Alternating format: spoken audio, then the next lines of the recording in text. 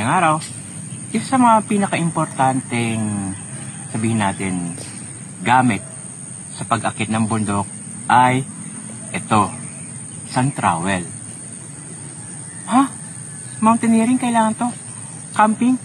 Oo, importante to kasi ito yung gagamitin natin pag dudumi tayo or EFs.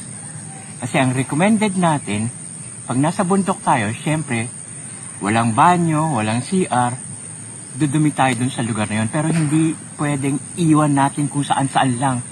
E di, ang dumi na ng campsite natin, mabaho. So, kailangan, pag gagawin natin to, maghuhukay tayo sa lupa. At least mga 6 inch ang lalim.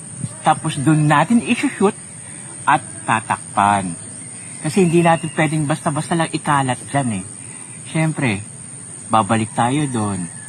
O ibang tao ang gagamit, magka-camping din. Pag iniwan lang natin yan na kung saan-saan, edi ang pangit na ng campsite natin. Kaya, tandaan nyo, magdala kayo ng ganito. Hukay lang, takpan, yun.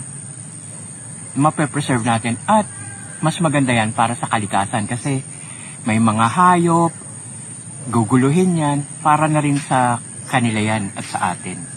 Diba? So, tandaan ha, yung pagdudumi natin, pag-i-EFs natin, kailangan natin ito. See ya!